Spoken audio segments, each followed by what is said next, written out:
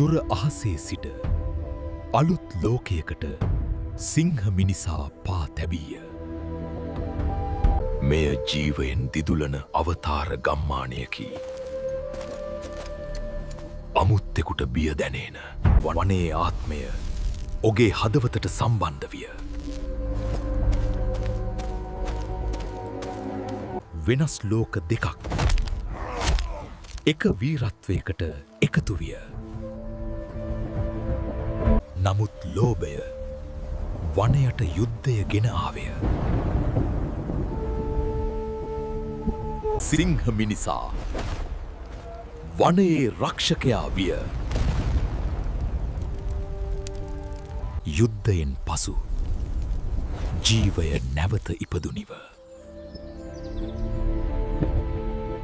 ඔහු ගියදඩ ඔහුගේ ආත්මය මේ වනය තුළ සදාකාලිකය.